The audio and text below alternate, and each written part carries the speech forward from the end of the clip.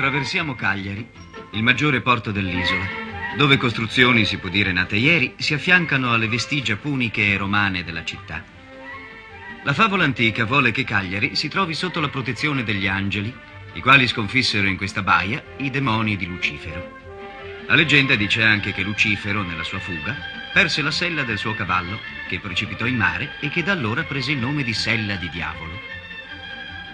Stiamo attraversando ora la laguna di Santa Gilla, un tempo palude malarica, oggi completamente risanata. Le saline hanno preso il posto degli acquitrini. Il porto e gli stabilimenti industriali sono il risultato della bonifica cagliaritana. La strada che ci porta alla nostra prima tappa corre fra il mare e la laguna.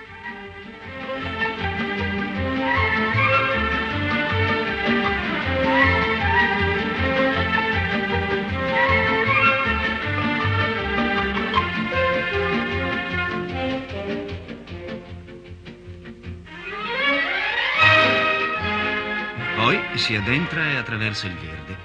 La percorreva un secolo e mezzo fa un viceré per recarsi nel suo rifugio di campagna, lo stesso che oggi noi visiteremo.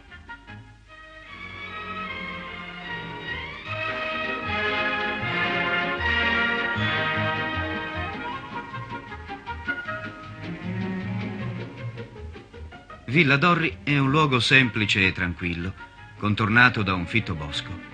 La villa appartiene oggi alla famiglia Manca di Villa Ermosa, la quale ci offre ospitalità.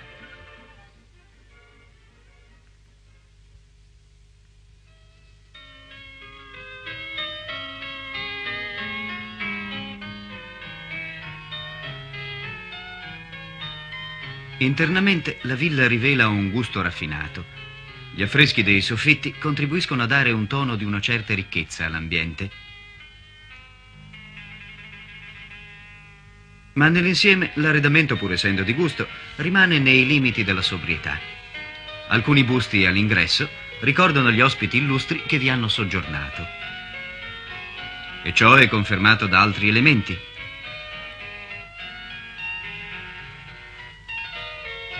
E dall'abitino battesimale, tenuto gelosamente sotto vetro, indossato dalla piccola figlia di un re, Maria Cristina di Savoia, divenuta poi venerabile. Seguendo la strada litoranea, siamo diretti verso Nora, la più antica città della Sardegna.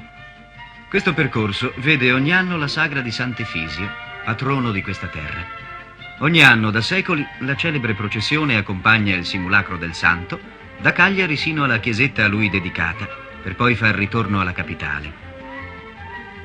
Il piccolo santuario, ricostruito recentemente sulle rovine della chiesetta antica, si trova proprio alla luce del promontorio di Pula.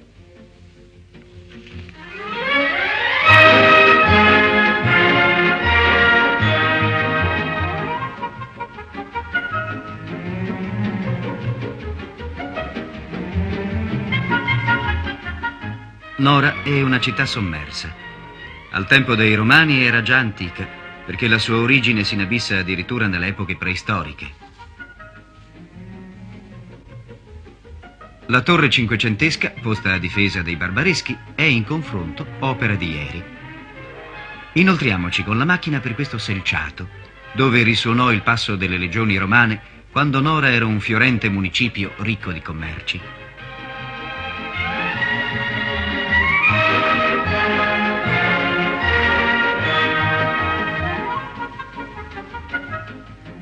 Si cominciano a vedere i segni di una vita anteriore a quella romana, cioè l'epoca fenicia e poi punica.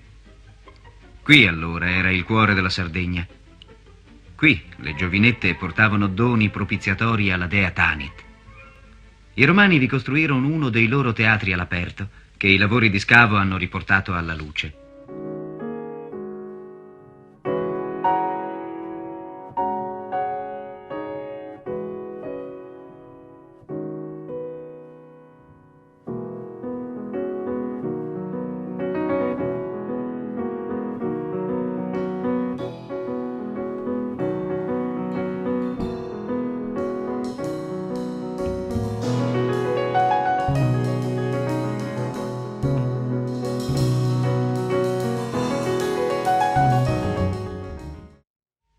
Fra i resti cartaginesi, colonne romane ed edifici sconvolti dalle convulsioni della terra e del mare, si possono vedere mosaici di bella fattura.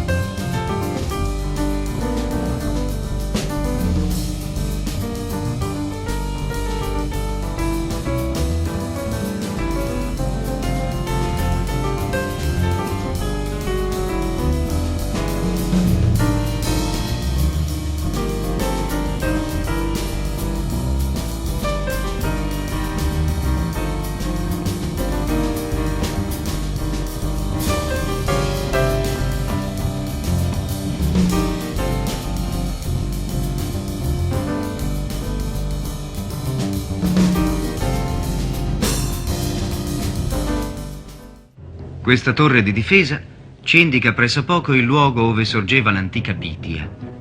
Nel 1933 una forte mareggiata ha messo allo scoperto una parte della metropoli, nella quale, oltre a una statua in arenaria del dio Bes, sono state trovate gustosissime terracotte puniche. Esse simboleggiano i malanni da cui erano effetti i postulanti, emicranie, mal di gola, artriti, ossa rotte.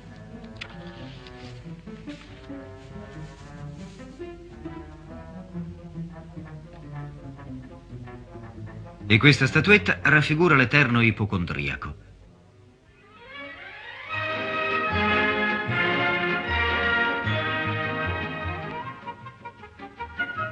Continuiamo ora la nostra strada per Sant'Antioco. Traversiamo Eulada, cinta da montagne, i cui abitanti erano chiamati Maureddos, perché si dice discendono da antiche popolazioni della Mauritania.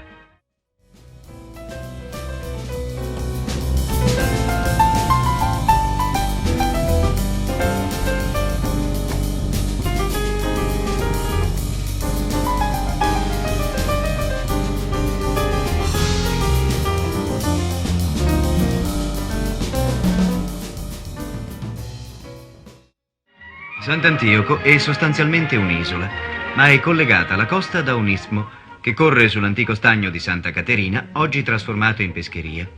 Percorrendolo sembra opera recente, viceversa esisteva anche ai tempi dei cartaginesi, che l'avevano costruito per raggiungere quella che è un po' la gemella di Sant'Antioco, cioè l'isola di San Pietro. Da una parte le gru del porto per il caricamento dei minerali, dall'altra una scena più bucolica. In Sardegna questi contrasti sono molto frequenti.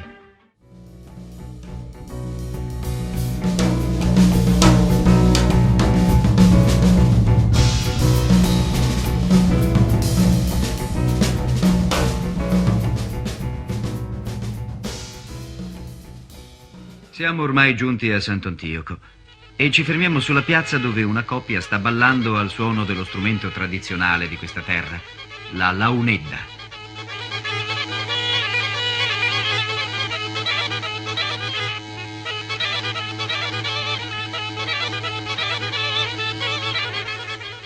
La launedda è uno strumento antichissimo. Ha un suono continuo, perciò il suonatore deve avere sempre una provvista di fiato nella bocca. Le sue note assomigliano un po' a quelle della cornamusa, ma il ritmo è più veloce e saltellante.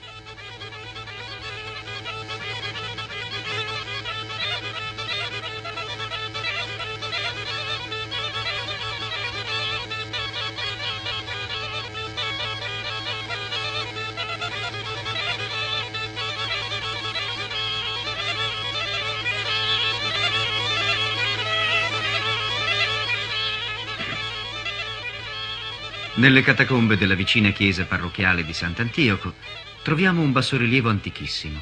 Forse è un suonatore di launedda di allora?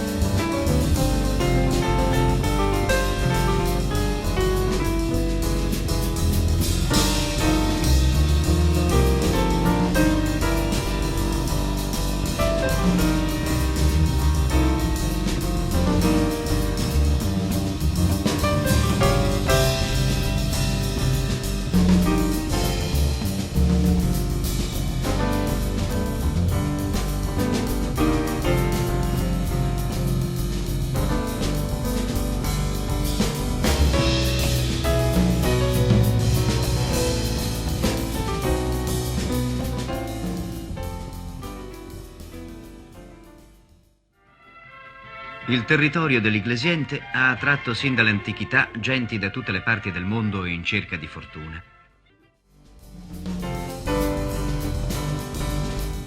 Oggi noi vediamo i minerali partire per lontane destinazioni anche per via di mare, con sistemi di caricamento diretti dalla miniera alla nave.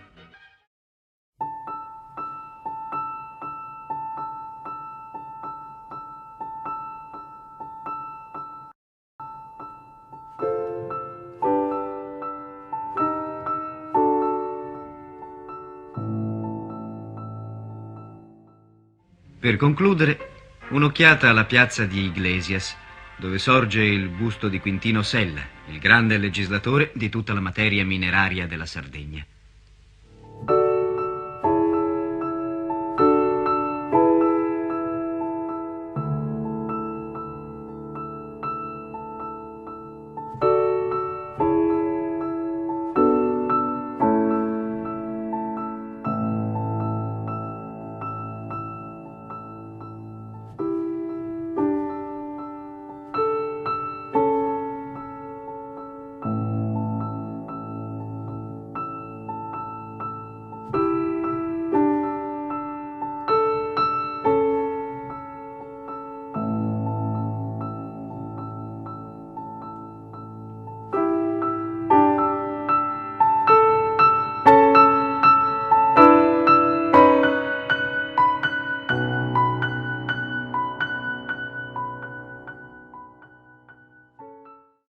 Santa Giusta è un paesino tutto raccolto intorno alla sua chiesa.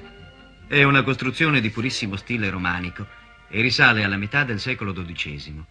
La facciata è lombarda e il portale con i due leoni gustosamente arcaici di stile pisano.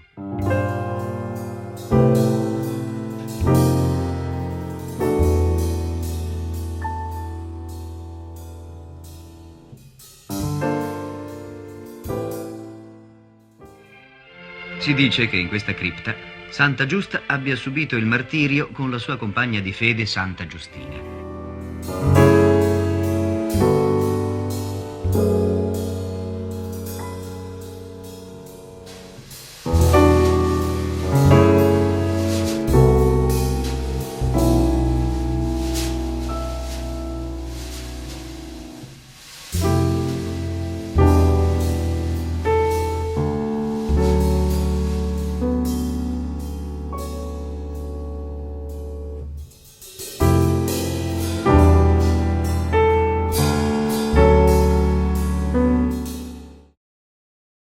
Ed ora, per rispetto alla tradizione, che ne dice se andiamo ad assaggiare un po' di vernaccia? Questa che bevo è vernaccia, uno dei vini prodotto dalla mia terra, quello che io preferisco. Noi tutti di Santa Giusta conosciamo la leggenda di questo vino. Santa Giustina, compagna di martirio di Santa Giusta, pianse dirottamente nel vedere le nostre genti colpite dalla malaria. Le sue lacrime caddero su questa terra e di qui il viticcio della vernaccia.